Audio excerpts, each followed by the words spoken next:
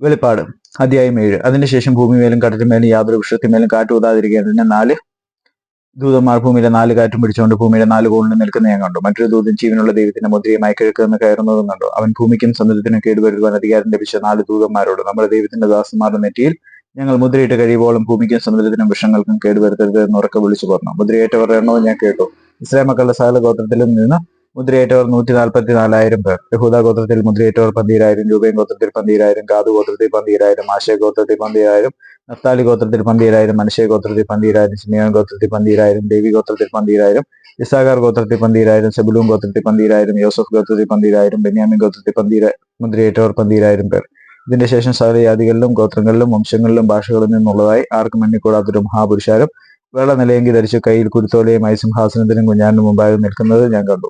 രക്ഷ എന്നുള്ളത് സിംഹാസനത്തിൽ ഇരിക്കുന്നവനായ നമ്മുടെ ദൈവത്തിന്റെയും കുഞ്ഞാടിന്റെയും ദാനം എന്ന് അവർ അത്യുച്ചത്തിൽ ആർത്തുകൊണ്ടിരുന്നു. സകല ദൂതന്മാരും സിംഹാസനത്തിന്റെയും മൂപ്പന്മാരെയും 4 ജീവികളുടെ ചുറ്റും നിന്ന് സിംഹാസനത്തിന്റെ മുമ്പിൽ കവിണ്ണു വീണു. ആമേൻ, നമ്മുടെ ദൈവത്തിന് എന്നേക്കും സ്തുതിയും മഹത്വവും ജ്ഞാനവും സ്തോത്രവും ബഹുമാനവും ശക്തിയും ബലവും ആമേൻ എന്ന് പറഞ്ഞ് ദൈവത്തെ നമസ്കരിച്ചു. മൂപ്പന്മാരി ഒരുത്തൻ എന്നോട്, വെള്ള നിലയെങ്കി ധരിച്ചിരിക്കുന്ന ഇവനാ എവിടെ നിന്ന് വന്നു എന്ന് ചോദിച്ചു. യജമാൻ അറിയുമല്ലോ എന്ന് ഞാൻ പറഞ്ഞതിന് അവൻ എന്നോട് പറഞ്ഞത്, ഇവർ മഹാകഷ്ടത്തിൽ നിന്ന് വന്നവർ, കുഞ്ഞാന്റെ രക്തത്തിൽ തങ്ങളുടെ അങ്കി അലക്കി വെളുപ്പിച്ചിരിക്കുന്നു. അതുകൊണ്ട് അവർ ദൈവത്തിന്റെ സിംഹാസനത്തിന് മുമ്പേ ഇരുന്നു അവന്റെ ആലയത്തിൽ രാപ്പകൽ അവനെ ആരാധിക്കുന്നു. സിംഹാസനത്തിൽ ഇരിക്കുന്നവൻ അവർക്ക് കൂടാരമായിരിക്കും. ഇനി അവർക്ക് വിശക്കുകയില്ല, ദാഹിക്കുകയുമില്ല, വെയിലും യാതൊരു ചൂടും അവരുടെ മേൽ തട്ടുകയുമില്ല. സിംഹാസനത്തിന്റെ മധ്യയുള്ള കുഞ്ഞാട് അവരെ മേച്ച് ജീവജലത്തിന്റെ ഉറവുകളിലേക്ക് നടത്തുകയും ദൈവം താൻ അവരുടെ കണ്ണിൽ നിന്ന് കണ്ണുനീരെല്ലാം തുടച്ചു കളയുകയും ചെയ്യും.